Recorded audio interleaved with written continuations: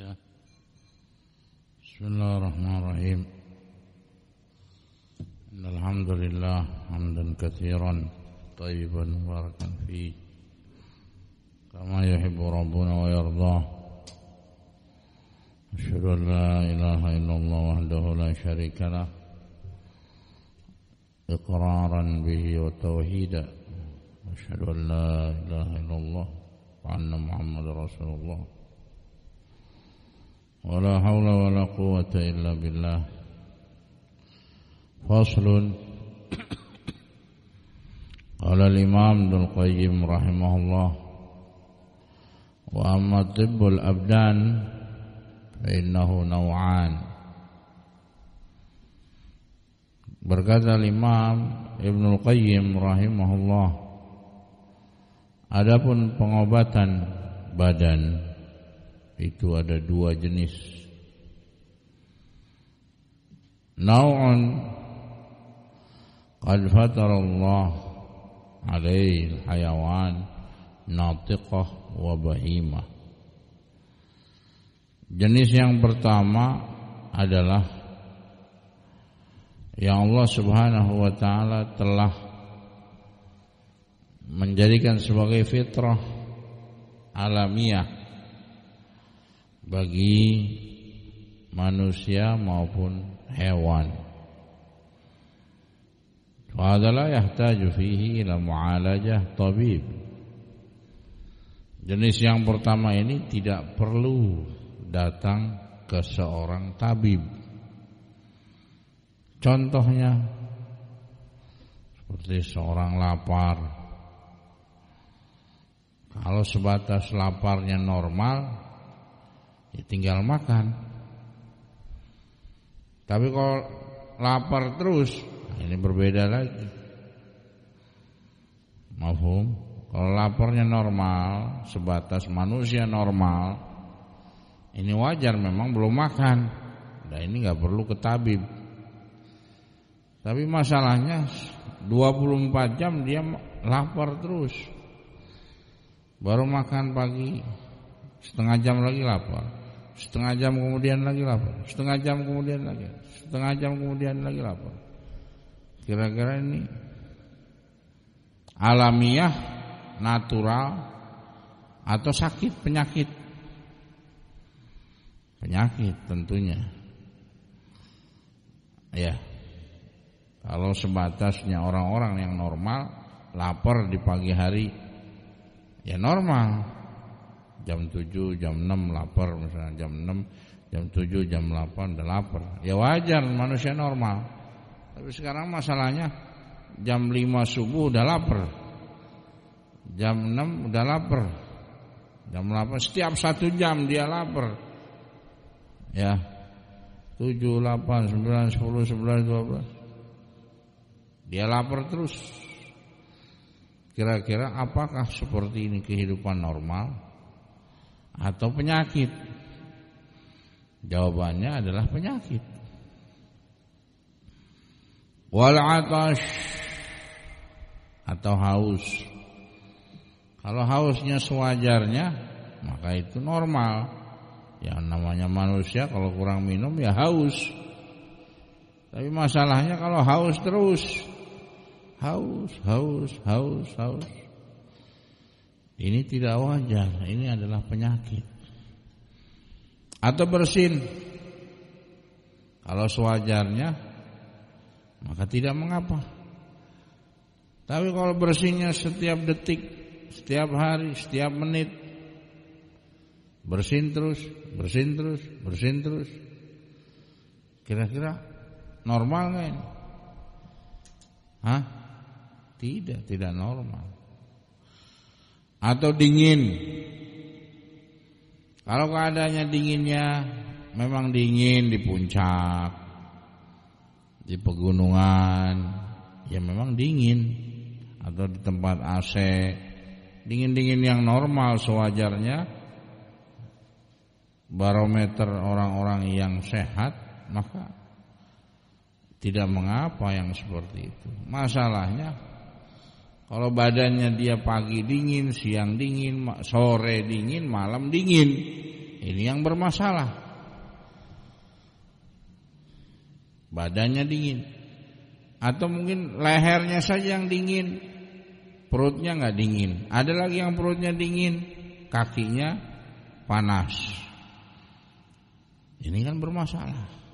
Atau sebelah badan kanannya dingin, sebelah kirinya panas. Atau dari perut ke bawah dingin, dari perut ke atas panas. Ini nggak normal dinginnya. Kalau dingin yang sewajarnya ya dingin manusia normal. Tapi kalau misalnya tangan kanannya kok dingin, mengecil, atrofi, dingin, nggak bisa gerak tangannya, cuma tangan kanan tok, tangan kiri normal. Kira-kira dingin yang seperti ini normal nggak? Ya tidak. Wa ta'ab, capek dengan sendi-sendi anggota badan atau yang semisalnya. Kalau sewajarnya dia habis mungkin kerja atau bertani atau yang semisalnya, ini sewajarnya memang capek, habis kerja capek. Tapi kalau nggak kerja nggak apa dia capek, kira-kira normal nggak? Tidak normal. Nah ini perlu dibedakan. Harus ada kejelian bagi seorang tabib. Ini capeknya gimana? Maksud capeknya gimana? Dingin di daerah mana? Atau panas di daerah mana? Dadanya panas. Ya, perutnya dingin, leher kanan dingin, leher kiri panas. Itu beda lagi.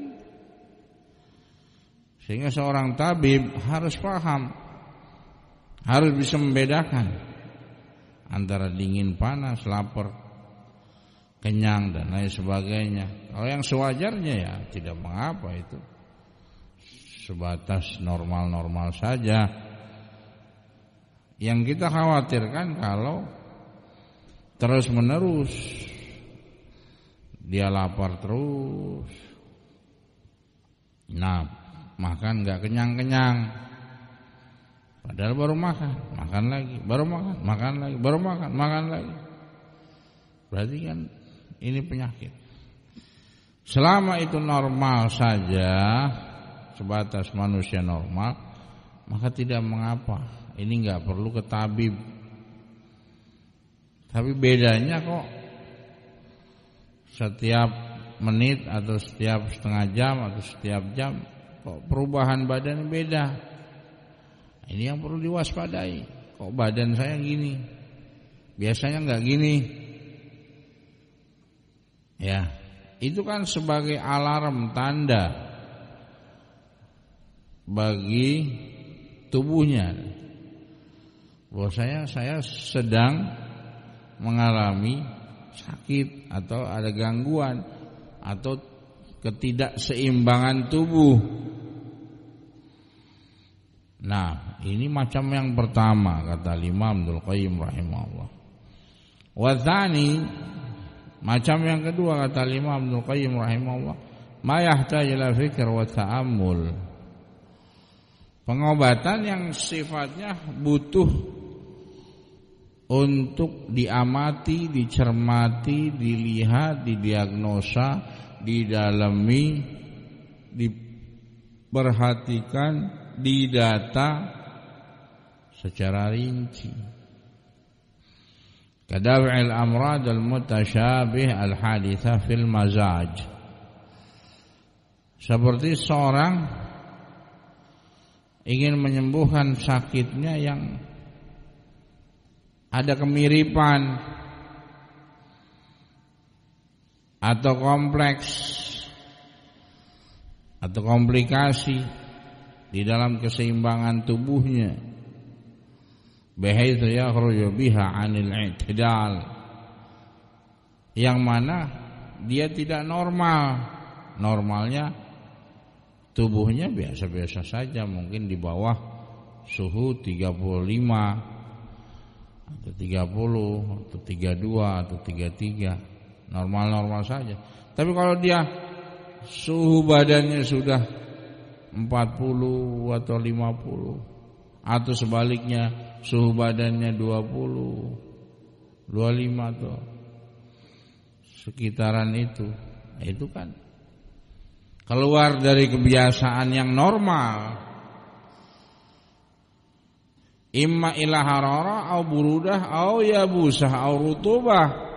Kata Imam Ibnu Qayyim rahimahullah, bisa saja dia tidak normalnya, yang tadinya normal biasa saja, kok tahu-tahu badannya langsung panas.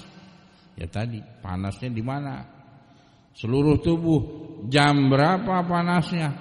Pagi, kadang siang, kadang sore, kadang malam. Umurnya berapa? Umurnya 50 tahun. Riwayatnya apa lagi? Ini itu disebutkan. Atau tahu-tahu di umur 40, 50, 60 badannya dingin. Enggak kuat kalau kena kipas angin atau kena AC. Atau tanpa AC, enggak ada AC, enggak ada kipas angin, tetap kedinginan terus badannya, atau kakinya dingin, atau tangannya dingin, atau dadanya dingin, atau punggungnya dingin. Ini harus diperhatikan. Au yabusah, atau kering badannya. Kering maksudnya apa? Kurus, kering. Biasanya kalau orang kurus kering biasanya apa? Seringnya apa? Ini apa nih ya? Jangan tersinggung nih. Bukan kita menyinggung. Biasanya apa? Teriak, ya kan? Panas orangnya biasanya. Ya, suaranya keras biasanya. Tahu-tahu kok kurus, kering. Itu juga bertingkat, ada yang kering standar, ada yang kering yang kering banget, ada yang memang krempeng, kering. Ini bukan tahu tempe kering, bukan. Manusia yang kering, badannya yang kering. Ya, sehingga badannya panas, dadanya panas, tubuhnya panas. Ini perlu diperhatikan. Kok ngono? Kok seperti itu? Lah iya, ditanya dong, kenapa? Aurutubah atau lembab badannya. Lembab badan tuh biasanya apa? Badannya berat, mau gerak berat, malas. Ternyata tidur aja biasanya. Mudah capek, lelah. Itu juga diperhatikan, kenapa? Kok baru bangun tidur berat, mau angkat juga, mau ngulet juga berat. Mafhum ini ilmu diagnosa. Ya, oleh Ibnu Qayyim rahimahullah sudah diajarkan dasar-dasarnya. Ya. Karena 700-800 tahun yang lalu ya bahasanya seperti ini. Enggak seperti bahasa sekarang, diagnosa ini. Bahasa sekarang lebih rinci, canggih lagi. Ya dulu memang sebatasnya saja. Nah, kok ini badannya kering, ini kan mengilmui cara mengilmui penyakit, mengetahui, mendalami, mendiagnosa. Atau kadang badannya kering, panas. Atau kadang lembab, dingin. Aw ma yatarakab min itsnain minha. Kadang dua-duanya. Berarti apa? Komplikasi. Coba ini Ibnu Qayyim sudah mengajarkan 800 tahun yang lalu. Ya, 800 atau 700. Nah, sudah mengajarkan ilmu diagnosa, cara melihat, mengamati penyakit pasien. Ya, memang bahasanya seperti ini.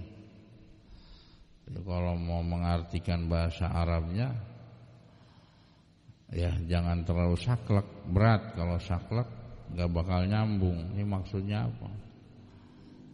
Nah, sehingga harus bahasa Arabnya harus,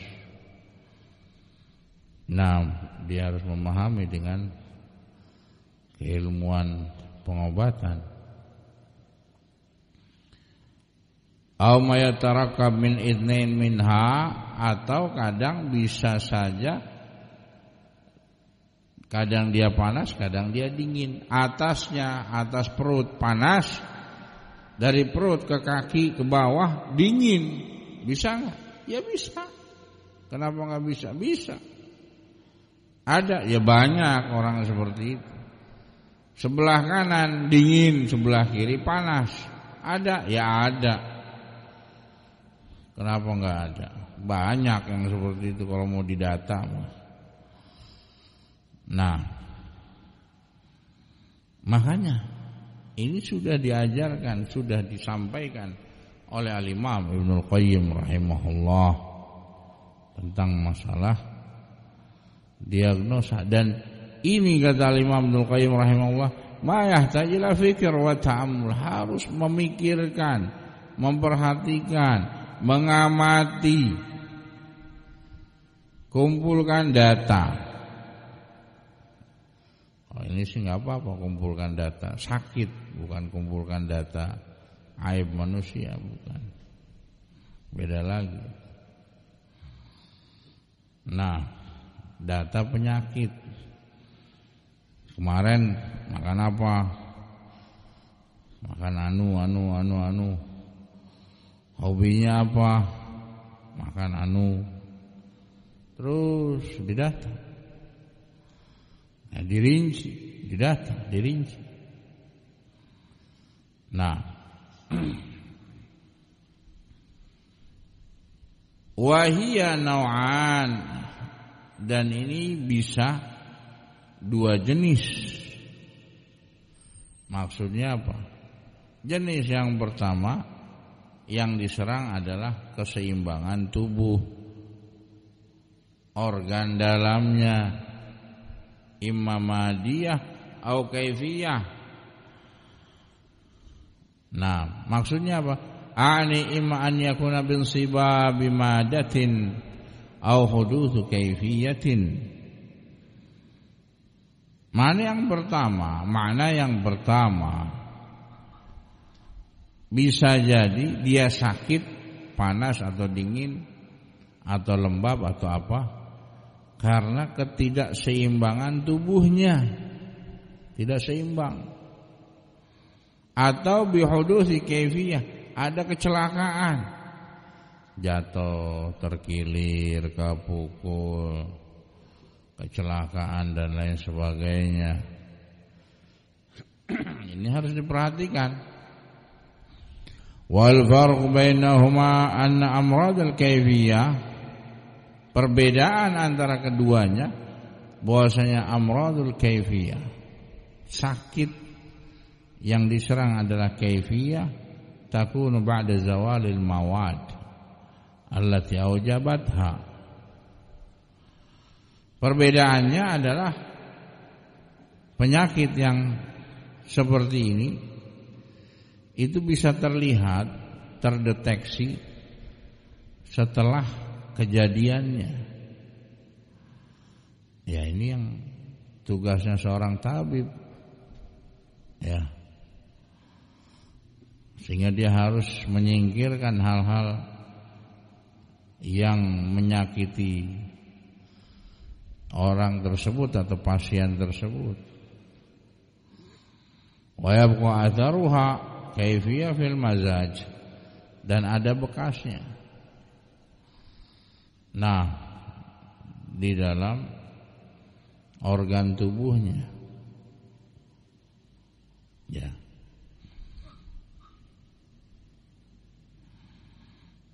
Ini yang perlu diperhatikan, diamati, dicermati, didata. Umurnya berapa, keluhannya apa, ya. sakitnya sudah berapa lama, ya, terus ditanya, ya, kadang sudah uji ini, uji itu, di lab, uji ngetes ini, ngetes itu, sudah dilihat, difoto, di apa, di ini, di itu, tapi kok nggak kelihatan, kelihatannya sehat-sehat saja, tapi terganggu. Lah ini dia masalahnya di sini. Nah, sehingga itulah tugasnya seorang tabib yang harus mengilmui, yang harus menggali lagi diagnosa, yang harus menggali lagi informasi, yang harus memperinci, ya, keadaan-keadaannya, begini enggak, begitu enggak. Nah, keluhan yang lain apa? Keluhan ini gimana? Itu gimana? Terus. Nah, inilah tugas seorang tabib, bisa membedakan mana perkara-perkara yang sifatnya umum atau yang membahayakan, atau ketika digabung membahayakan, atau ketika dipisahkan malah lebih membahayakan. Kalau ditambah, misalkan ditambah dosisnya, membahayakan. Ini kan tugasnya seorang tabib. Contoh kecilnya overdosis di dalam berbekam. Berbekam ada overdosisnya, ya ada. Ya, dia misalkan tubuhnya ya lemah, lemes, belum makan, nggak ada kekuatan, darahnya ditarik terus. Ya, saya mau bekam Pak, katanya. Ya silahkan. Udah makan belum? Udah, saya kuat, katanya. Sudah diambil. Ya diambil ininya, apa, titik-titiknya, sampai mungkin full body, seluruh badannya full, tarik darah semua keluar. Ya, kakinya juga diambil, kepala, tangan semua. Habis itu pingsan. Ini overdosis. Ya, katanya apa? Wah, ini obat. Ya memang obat. Tapi ya mikirlah, ente seorang tabib kok kayak gitu? Enggak begitu. Enggak, ini semakin keluar darahnya semakin, masya Allah, mantap. Ya, iya, itu pendapat ente. Ya enggak seperti itu. Kondisi lemah. Ya enggak seperti itu. Kondisi lemah diperhatikan. Jangan terlalu over, mungkin secukupnya, mungkin 1 titik atau setengah titik, sekedarnya. Atau sebatas bekam kering, bekam kering dia tembak lagi, dia tarik lagi, akhirnya melepuh. Melepuh ininya, apa, kulitnya. Ya. Nah, ini juga jangan seperti itu. Ini contoh saja, contoh. Jangan. Ya, sehingga seorang tabib harus paham. Ini kapan diterapkan, kapan pantas, kapan enggak pantas. Kapan ketika digabungkan bisa, kapan tidak bisa. Ya. Jam berapa, bagaimana, caranya seperti apa. Ini namanya tib, pengobatan, kecerdasan, keahlian, keterampilan. Dia terampil, dia paham. Ya, kapan misalkan menggunakan ya herbal, kapan tidak, kapan digabungkan antara herbal dengan yang lainnya, kapan tidak. Kan seperti itu. Sehingga tidak ngasal. tidak semaunya sendiri, tidak seenaknya saja, tidak. Nah, itulah yang harus diperhatikan bagi seorang tabib, ya, membutuhkan pada pengamatan, ya, menggali data, mengumpulkan data, dan tidak gegabah, tidak seenaknya saja. Nah, wallahu a'lam bissawab, walhamdulillah rabbil alamin. Fadhal.